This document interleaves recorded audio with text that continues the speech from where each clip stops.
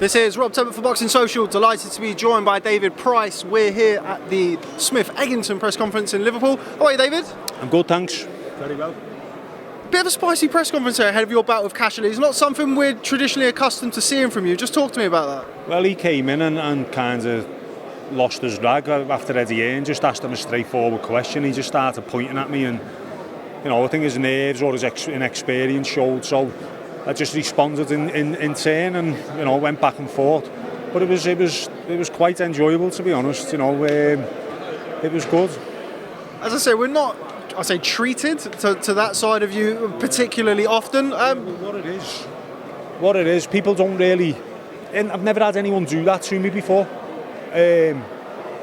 Now, I'm seen as a nice person, but him and his little cronies have confused niceness with weakness and thought, let's get into Price's head. He's a mental case and this and that. We'll put it on him, and I'm far from soft. I might be nice, far from soft. So I had to put him in his place, and he's just burnt a lot of nervous energy up there, and they're gonna be having to talk him into firing him up all the next couple of days, and by the time the fight comes, he's going to be knackered. Something that came out in the press conference, I know it's been alluded to in the build-up to the fight, was sparring stories. I know you've shared many rounds of sparring partners. Just talk to me about those. With Kash Ali? Yeah, look, the sparring with Kash Ali is... He's like a sparring partner in every sense of the word. Defensive, doesn't let his hands go much. He used to... Anyone who was in his corner, you could see them being frustrated because he just wouldn't throw many punches. A lot of defensive moves. And the last 10 seconds, he'd let his hands go. But he's saying he was out of shape. He's going to put it on me. He's going to go for me. And I hope he does, because that's what's going to create openings for myself.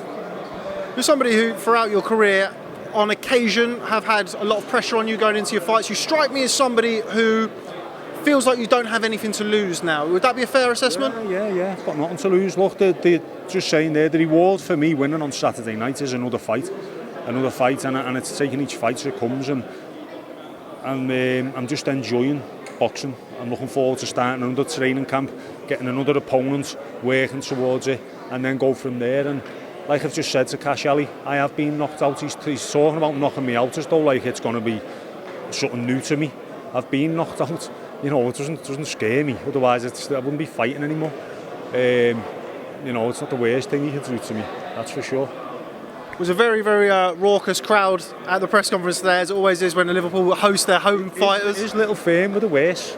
It was his little firm were the loudest. They got him riled up before, Where I was going with that was, how good is it to perform under that? How is it going to be to box in front of your home fans who are... I know what you're saying. There were a few people from Kash Ali's team who were kind of being up, but the overwhelming feeling here was one of support for you. Yeah. No, it's going to be great. Get back in the ring, fight in front of people willing me on to win again, and I want to enjoy it.